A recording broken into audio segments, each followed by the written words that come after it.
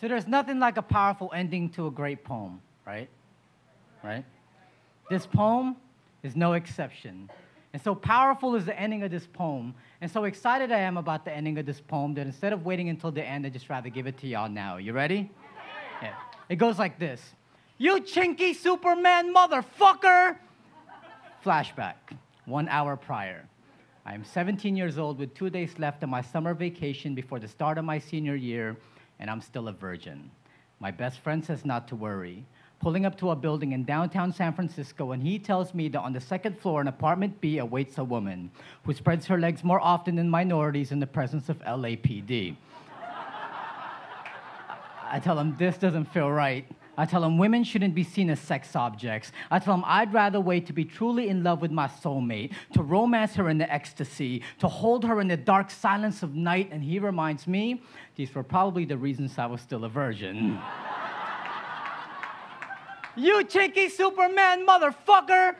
Flashback, 45 minutes prior. She opens the door in black lingerie. She, the goddess of my desire, the temptress of my imagination, her hair twisting like incense smoke around her neck, her eyes, glass bowls of captured fireflies, her skin dancing like bed sheets engulfed in sunshine, so I straighten my stance, shoot her my sexy glare, pause there for a moment to give her time to take in the essence of which is me.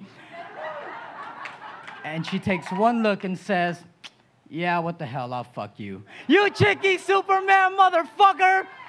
Flashback, 30 minutes prior. She leads me down a dim hallway, a gallery of family photos and military memorabilia she explains belongs to her father, a Vietnam War veteran, shot in the leg by Viet Cong, not too fond of Asian people, and suddenly I have the urge to shit my pants. You cheeky Superman motherfucker! Flashback, 15 minutes prior. I'm laying on her bed in my lucky blue briefs trying to seduce her with the fruit coming out of my looms. And I take this time to throw her one of those pickup lines like, girl, I'll stick my dick so deep we'll have to walk home together. You know, romantic type shit, right? She sees this as sign of my readiness, and in one continuous motion, drops her lingerie to the floor and crawls into bed. Elegant and casual, she hovers over me, her body kissing mine the way heat waves kiss gravel, and it gets hotter. Temperatures rising, sweat boiling, body writhing. Her pelvis moves over my face. I take a taste and discover pussy tastes a lot like nickels.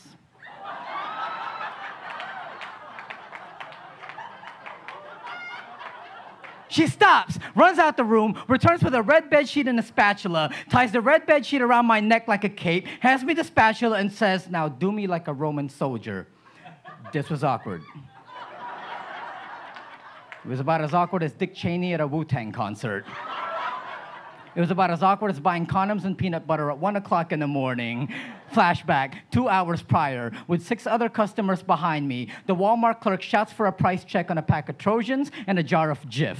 And after making my purchase, my best friend assures me that these items, for reasons I will later understand, fast forward, 2 hours later, she's spreading peanut butter all over her body. I watch, kneeling between her legs, knowing I can never eat PB&J the same way ever again.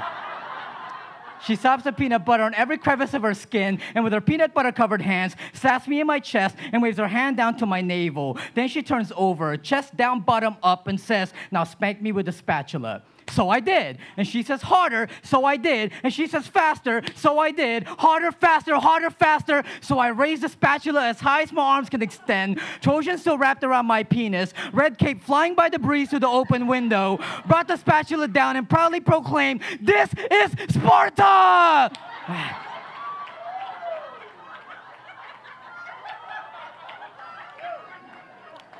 Fast forward, like 5 seconds later. She stares at me with the intent to kill as I try to wipe semen from her eyelash.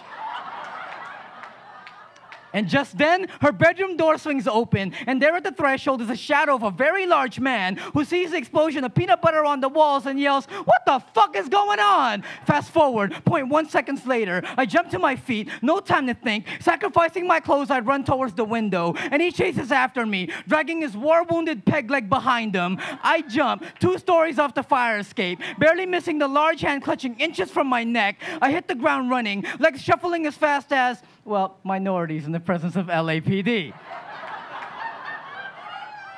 So now picture this. Blue briefs, a red cape, a peanut butter S on my chest, followed by the malicious echoes of, y'all say it with me, "You cheeky Superman!"